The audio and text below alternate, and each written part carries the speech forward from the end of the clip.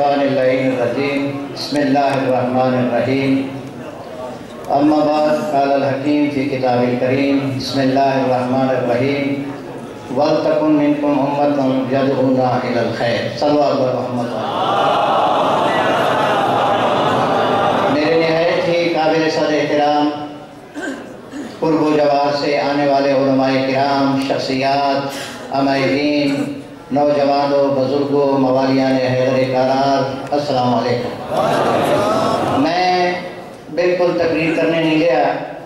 صرف ایک ہی جملہ 2 منٹ میں آپ کی خدمت میں عرض کر کے اپنے مہمانوں کو، بزرگوں کو وقت دوں گا۔ سن 1979 بکھر کی سرزمین تھی، میں نوجوان تھا، جوان نہیں تھا، نوجوان تھا۔ اس وقت ایک مرد کلندر نے، ایک نواسہ رسول نے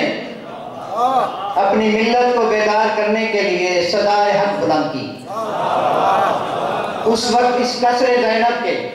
میرے جملے کو سمجھنا، اس قصر زینب کے وہ زینب جس نے شہادت حسین کو زندہ کیا، جس نے کربلا کو زندہ کیا، جس نے مشن حسین کو زندہ کیا، اس وقت اس کی بنیادیں ڈالی جا رہی تھی۔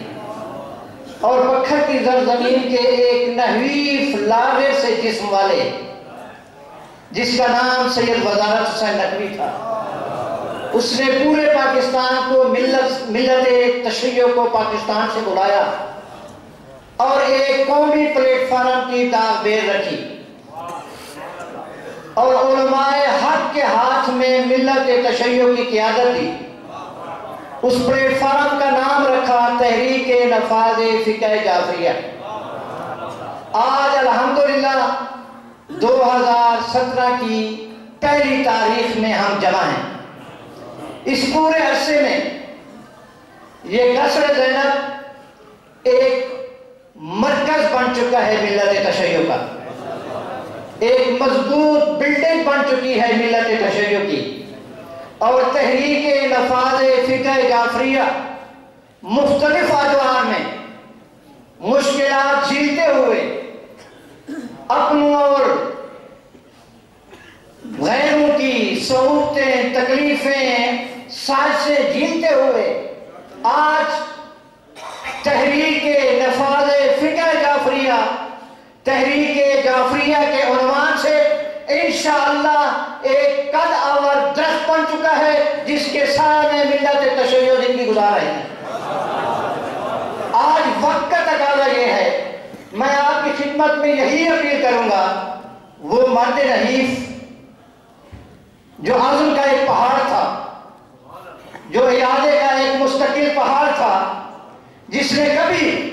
حق گوئی میں کمزوری نہیں دکھائی، سستی نہیں دکھائی، آج ہم سب آج اس کی روح کے ساتھ وعدہ کریں۔ وزارت حسین نقوی، آپ نے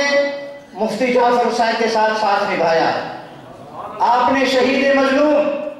علامہ سید عارف حسین الحسینی کے ساتھ وقت نبھایا، ان کے ساتھ بازو بنے رہے۔ آج موجودہ قید کے ساتھ بھی مختلف نشیب و فراز میں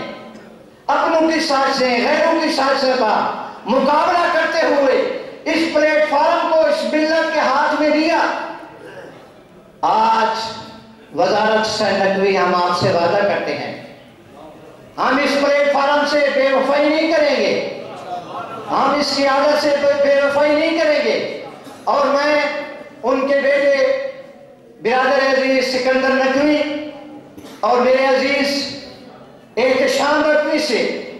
یہی اپیل کروں گا، یہی گزارش کروں گا، یہ مرکز ہمیشہ ملت تشیع کا مرکز رہے۔ جس طرح پہلے قومی قیادت کو سامنے لانے میں کردار ادا کرتے رہے، میرے عزیز نوجوانوں، آپ بھی اپنے بزرگ کے نقش قدم پہ چل کے اس مرکز کو تحریک جعفریہ اور آج کے شیعہ علماء کونسل کا مرکز رہنا چاہیے۔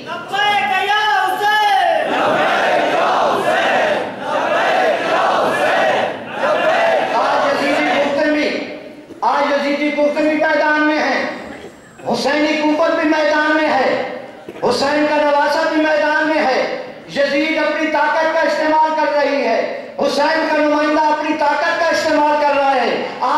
خدمت میں ایک شعر کی صورت میں اپیل کر کے آپ کی زحمت کو ختم کرتا ہوں. ظلم تو کے درمیان نقشے